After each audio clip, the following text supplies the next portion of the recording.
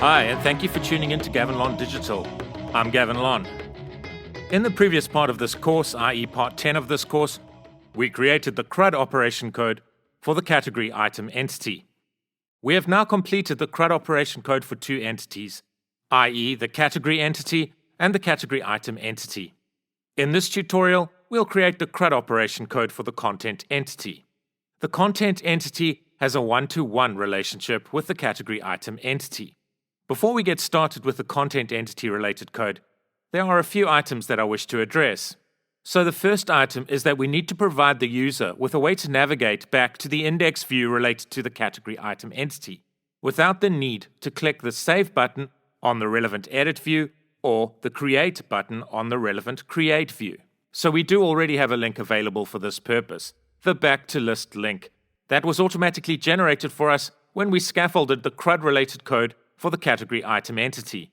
At the moment, however, if we click this link, it navigates us back to a blank screen. This is because we are currently not passing a category ID value to the index action method for the category item controller. So currently a default value of 0 will be passed into the index action method for the category item controller. This means that the link query in the relevant action method will not find any category items in the system. This is simply because the relevant link query is querying the category item database table on a category ID value set to 0. 0 is the default value for an integer in C#. So in C#, if a variable of type integer is not set, it will have a default value of 0. When no value is passed into the relevant index action method, the category ID parameters value will be 0. So the link query in the relevant index action method will query on a value of 0. And of course, no results will be found in the database. So to fix this, we need to pass in a valid category ID value.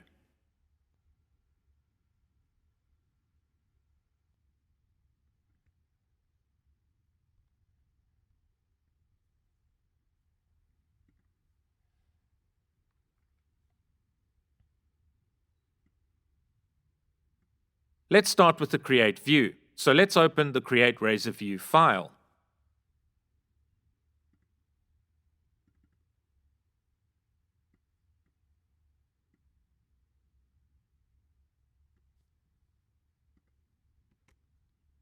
Let's amend the back to list anchor tag to include a root related attribute. So within the anchor tag, let's include the attribute named ASP-root-category ID and set this attribute to the relevant category ID value. We can get the relevant category ID value from the model object that is passed into this Razor view.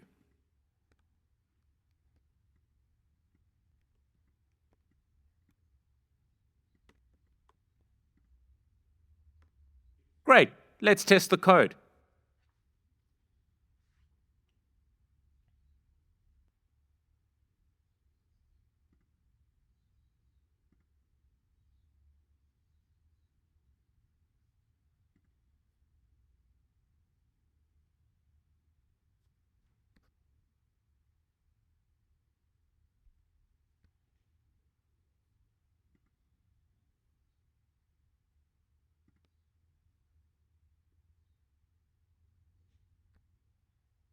And now you are able to navigate back to the index Razor view using the back to list link. A valid category ID value is now passed to the relevant index action method, and the relevant link query inside the relevant index action method now returns a list of category item results, because the link query is querying the category item database table on a valid category ID value, i.e. a category ID value that exists in the database.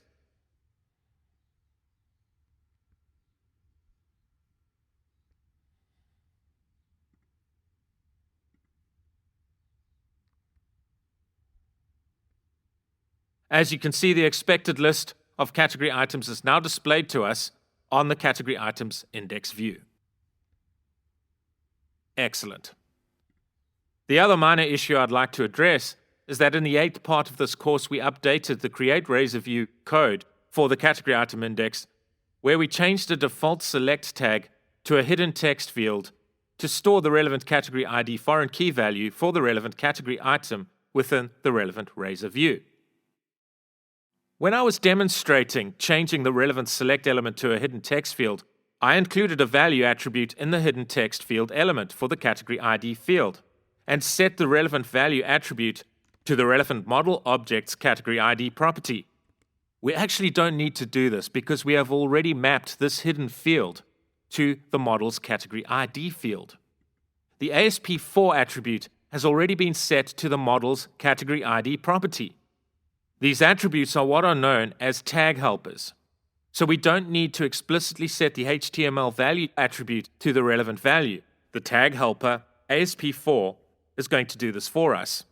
The runtime will see this tag helper, as it were, and output the appropriate HTML code to the client's browser. The HTML code will appropriately include the relevant value attribute set to the relevant category ID. This is straight from the Microsoft Docs.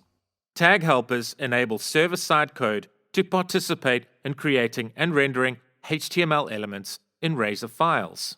For more information on tag helpers, I've included a link to a Microsoft web page below in the description under a section with the heading Additional Information. If you'd like to support the channel through a donation, I've included a PayPal link below in the description. You, of course, can support the channel by subscribing, and please also ring the bell so as to be notified of future content. If you feel like you are gaining value from these videos, please give these videos a thumbs up. It will be greatly appreciated, and please feel free to share any of the videos with anyone you feel may benefit from their content. Before we scaffold the CRUD-related code for the content entity, I want to add an unmapped property to the category item entity, so that we can easily store a related content item's content ID in the category item model. It will become clear why it is useful to do this as we progress through the creation of the code for this part of the application. So let's declare a not mapped attribute against the content ID property. As discussed in a previous video, the not mapped attribute tells EF Core, as it were, that this property should not be mapped to a field in the underlying database. So, for example, by adding this property, if we were to create a migration, EF Core would ignore this property, i.e. this new property we have named Content ID. So we also want to make a similar amendment to the content class. We want to include a category item ID property and a category ID property. These additional properties must not be mapped to any fields of the same name in the underlying database. So we can achieve this by declaring the not mapped attribute against these properties. Note that there is an issue with the category item ID property. We have named this property category item ID, and even though we have declared the not mapped attribute against it, if we were to subsequently create a migration, so let's do that, let's create a migration.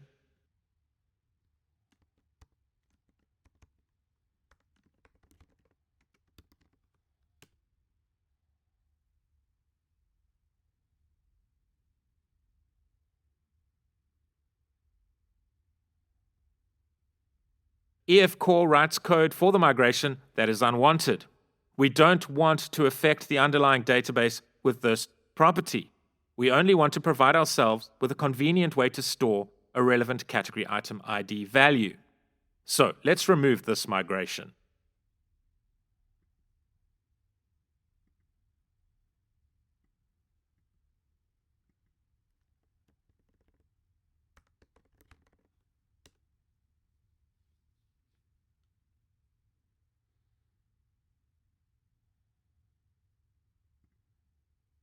Note that we included this property named category item of type category item in the content class prior to updating the underlying database using the update-database command. This established the one-to-one relationship and referential integrity between the category item entity and the content entity at the database level. So Entity Framework Core created a foreign key field named category item ID in the content database table, based on the fact that we included the category item property here. This means we can't name an unmapped property for storing the category item ID by the name of category item ID. So to get around this issue, let's name this unmapped property cat item ID. So if we now add a migration,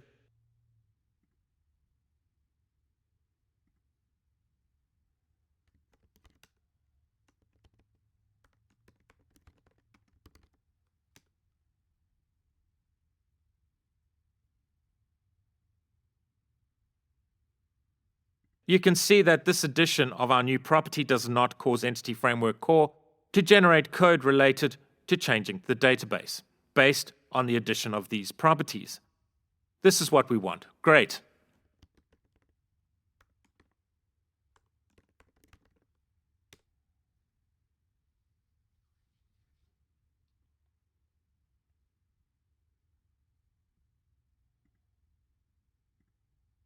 Right, so let's scaffold the CRUD-related content for the content entity.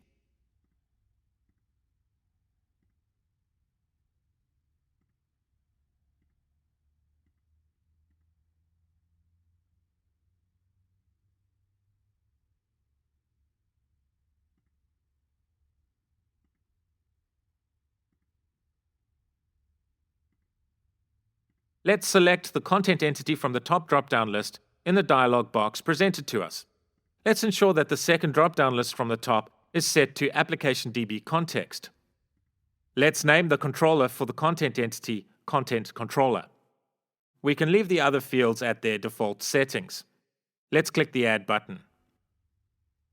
So the content entity has a different relationship to the category item entity when compared to the relationship that the category entity has to the category item entity. This is why we are going to implement the relationship differently on the front end, as it were. So, as discussed, the category entity has a one-to-many relationship with the category item entity. On the category view, we are presented with a list of categories, e.g., C# for beginners, advanced C#, etc. Each item in the list contains a link labeled Update Items. When we click the Update Items link next to a particular category, we are navigated to the index view for the category item entity, where we are presented with a list of category items related to the relevant category. So due to the one-to-many relationship that exists between the category entity and the category item entity, it makes sense to implement the front-end interface in this way. The category item entity has a one-to-one relationship with the content entity. So we want to create a link next to each category item in the list on the index view for category items. When a user clicks this link, the user is navigated to a facility where the user is able to add content for a particular category item, or the user is navigated to a facility where the user can edit existing content. This means we only need 2 razor views for the content entity, so let's delete the other redundant razor views.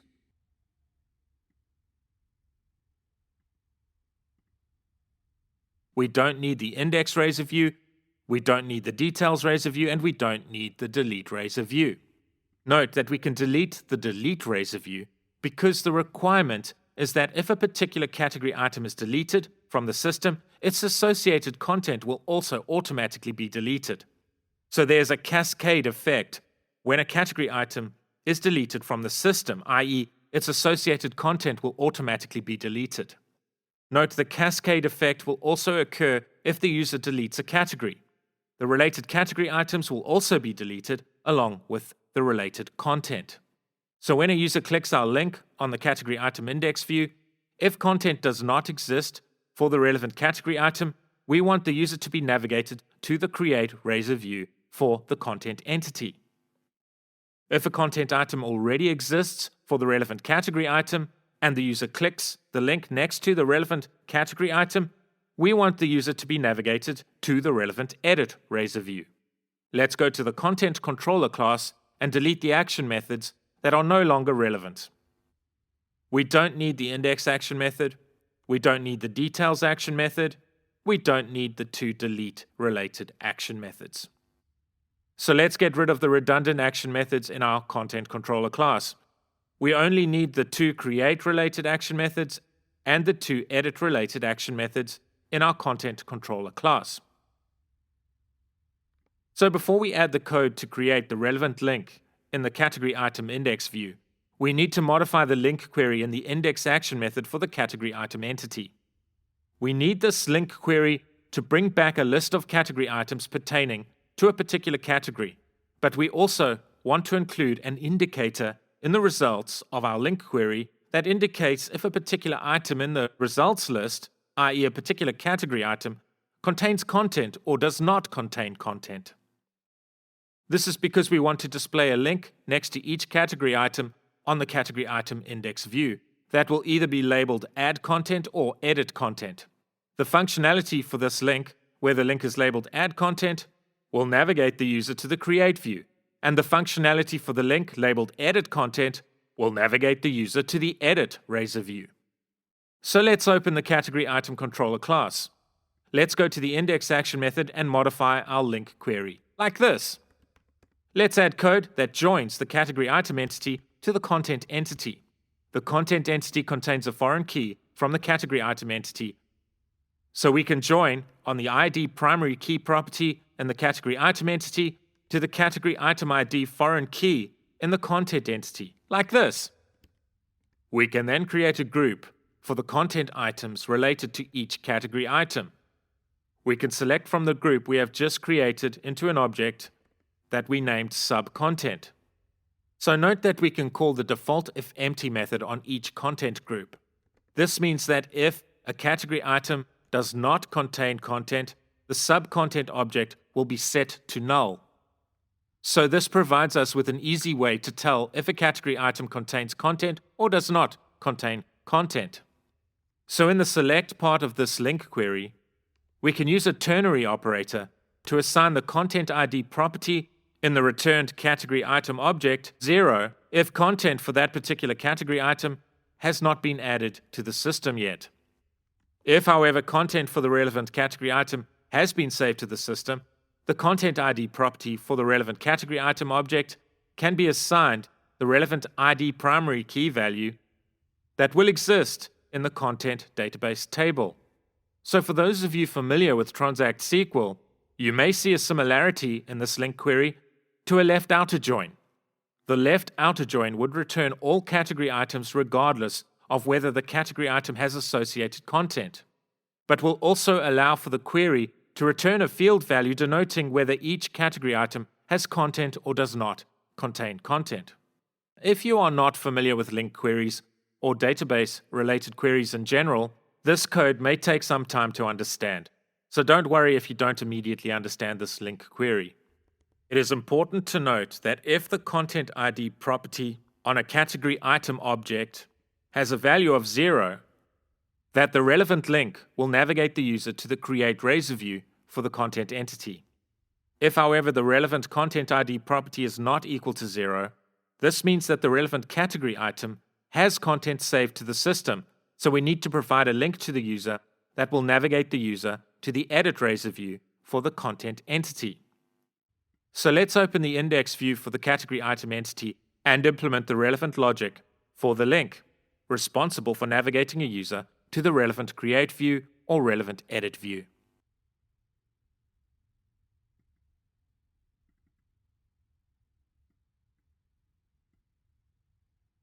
So within the for each loop here, where code to display each category item to the screen resides, let's add an if statement. Let's evaluate the content ID property for each category item object. If the relevant category item's content ID is equal to 0, we need to create a link that navigates the user to the Create Razor view. So let's create an anchor tag that is labeled with the text Add Content.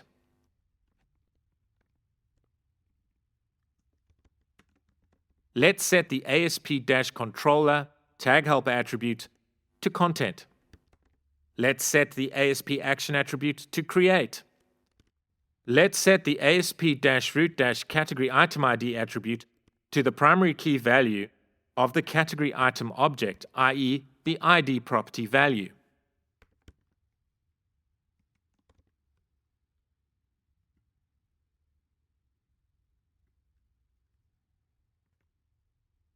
Note we can set the ASP-root-category ID attribute to the category ID dynamic property that we have set on the ViewBag dynamic object in the relevant index action method.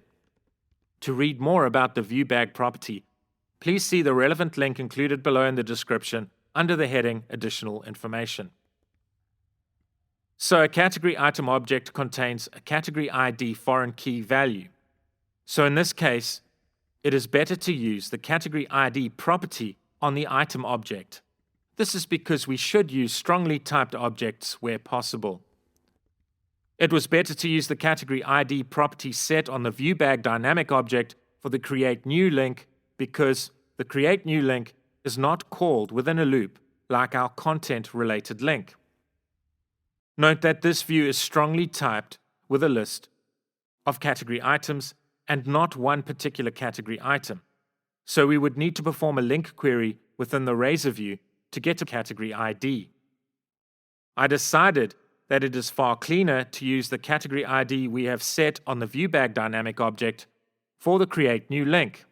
In this way, the code is much cleaner and we don't have the overhead of performing a link query to get the relevant category ID from a list of category items. So let's include an else statement.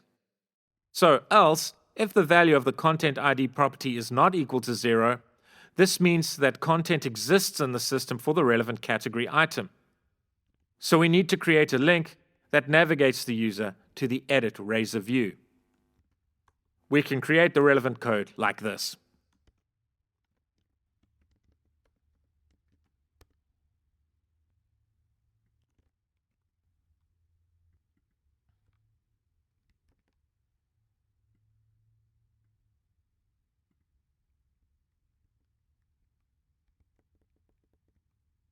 Great!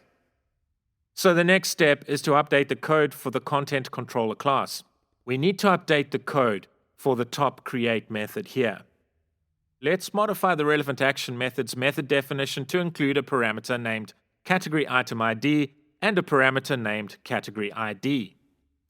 Let's create a content object and set the object's relevant properties to the appropriate arguments that will be passed into this action method.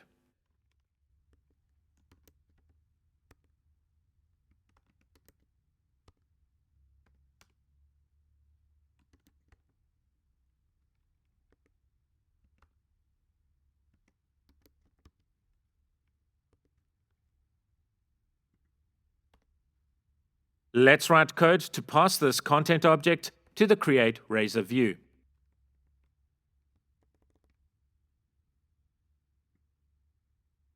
Let's write code to modify the create action method that pertains to a HTTP post request. So this is the code responsible for creating new content in the system for a particular category item.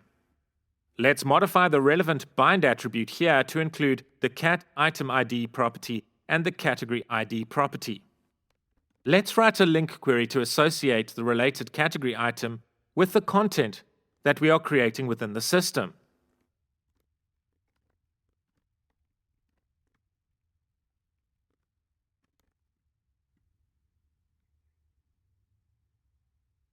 And lastly, let's appropriately modify the code that will navigate the user back to the category item entity's index view.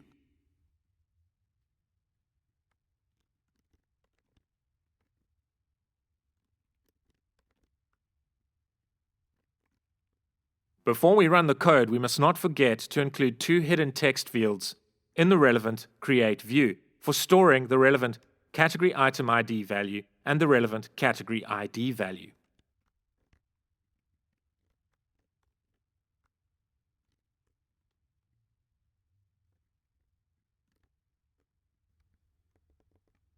Right, let's run the code.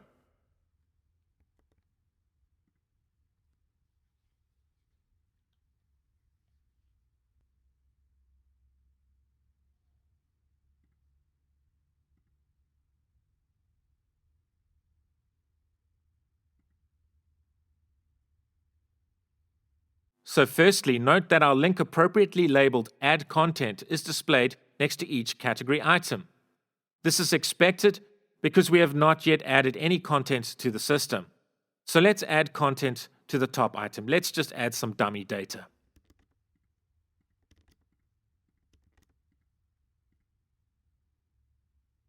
Great, and we are navigated back to the index view for the category item entity. The link next to the top item is now labeled as Edit Content.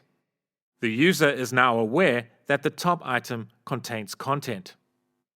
So let's modify the code in the Content Controller class so that a user is able to edit content saved to the system. So let's modify the definition for the edit action method pertaining to an appropriate GET request. Let's include a category item ID parameter and a category ID parameter.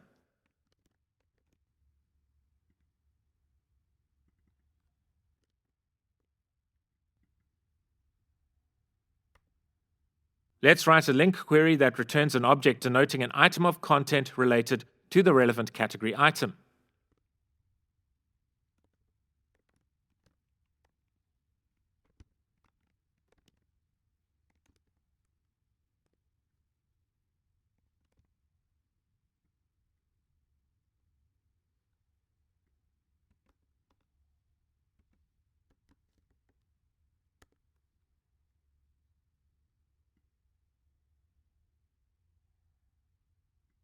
Let's set the category ID property on the content object to the category ID value that will be passed into this method as an argument.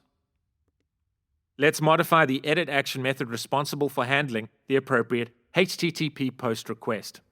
Let's include the category ID property within the relevant bind attribute. I have included a link below in the description for those of you who wish to read about the bind attribute in MVC. You will find this link under a section in the description with the heading Additional Information. So let's make sure we include a hidden text field in the Edit Razor view for storing the relevant category ID value.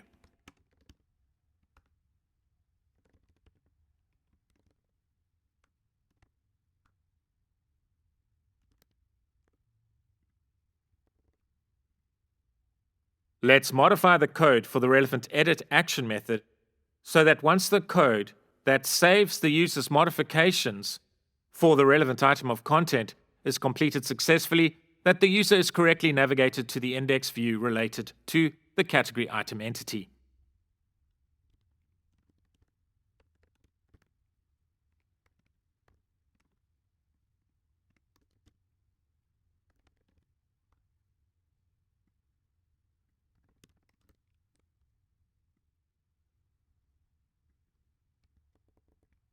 Great, let's run the code.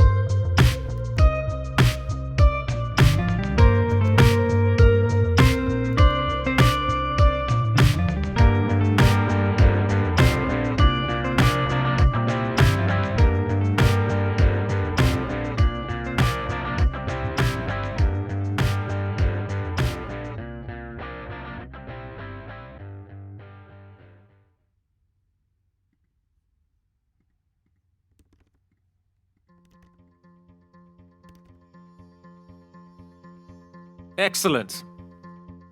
If you like this video, please give it a thumbs up. It will be greatly appreciated. If you'd like to support the channel, please consider donating. I've included a PayPal link below in the description. You can of course support the channel by subscribing, and please ring the bell to be notified of future content. Please share this video with anyone you feel may benefit from its content. If you have any questions regarding this course so far, please include them in the comments section, and I'll get back to you as soon as I can. I really enjoy engaging with you in the comments section, so please feel free to share your thoughts with me in the comments section. The latest code can be found on GitHub. A link to the relevant repository is available below in the description. Thank you, and take care.